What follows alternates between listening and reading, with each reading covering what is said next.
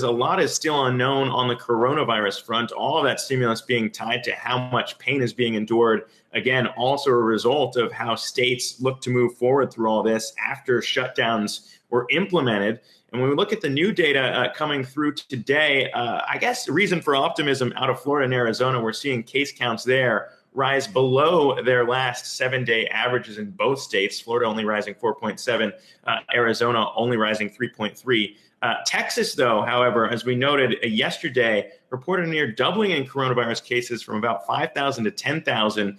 Important to note, though, that some of those numbers might be skewed by the fact that 186 counties that had reported no new cases over the long weekend reported a substantial, about half of those 10,000 cases yesterday. So a piece of that might be some of those counties catching up on those case counts over the holiday weekend. At least you might want to believe that. Also, perhaps worth noting that cities like Houston, San Antonio, that had been leading a lot of the rises here, have not seen new peaks. A bit of a different story in Dallas. So a lot to unpack here in the state of Texas, and I'm pleased to be joined here by our next guest to help unpack all of that. That would be Dr. Owais Durrani, emergency medicine resident physician, PGY3 emergency medicine, and at UT Health San Antonio. And Dr. Durrani, thanks for joining us. I'm sure you're busy right now dealing with all of this, but what's your take right now on the ground as we're trying to grapple with these case counts going up? I also know there's a bit of a lag time, but we are seeing Texas's death rate from this go up as well. So what are you seeing, and what's your take on where we're at and kind of the trajectory in the state of Texas? Well, thanks for having me on. I think we are still in a very kind of dangerous zone of flux is what I would call it. All of these indicators that we are following are lagged, so they're 2 to 3 weeks behind what was happening. So, we had Memorial Day, we had a massive surge after that. We're still seeing that surge, and we're kind of seeing the effects of that right now. Now, we had 4th of July events going on, even though parks and things like that were closed. I personally saw a lot of big get-togethers around the city that, driving by, things like that. And so I don't think we're out of the woods yet just at all. I think amongst myself and my physician colleagues, there's a sense of frustration because all of this was preventable if we had placed things like mandatory mask orders, which we do now have in Texas, if we'd done that back in the beginning of May and whatnot. It really is concerning at the hospital that I work at, University Hospital, largest county hospital in Bexar County, San Antonio. We reached our first iteration of ICU capacity and then moved on to surge capacity about 3 weeks ago. And we are now on the third iteration of that. So we're on ICU surge 3. And so the fact that we are still seeing increases in cases, increasing in deaths, and we're still lagging on those indicators is worrying to me personally. And I wonder, the leg there, a lot's been raised about that because we had seen in Florida the age of people reporting positive or turning positive here. When we look at the testing, the age group has risen in that state. We've seen that move steadily higher. The median age of infections rising to 40. That's the highest the state has seen since it began tracking it in June. Curious if the lag time, the reason why we haven't seen deaths tick higher is because you had a younger population maybe participating in the first set of this wave, and it might be even longer than to see it pass to more susceptible populations, older populations in states like Texas. Are you fearing that could turn here in the next couple of weeks? Because we've been waiting for that trend, but it hasn't necessarily happened. Yeah, no, 100%. That is the biggest fear at this point, because even these younger, so over the past week, I'd say most of the patients that I saw were in that 30 to 50 age range. Even amongst that kind of younger group, a bunch of them are getting admitted because they're having breathing difficulties and they're having bad effects from COVID. Now, those individuals obviously are part of that entire community, so they are interacting with their parents, their aunts, their uncles, their friends, and whatnot. And so just because we haven't seen that older group that we were seeing initially back in March and April doesn't mean they're not going to get infected if we don't take the proper precautions that we need to take place. The other scary part about that is, as I mentioned, ICUs are at capacity. So what happens when that older group, 60 and above, 55 and above, do get ill? Are we going to have the resources, the manpower, and the capacity to take care of them the way they need to be taken care of? So we just need to be super cautious at this time.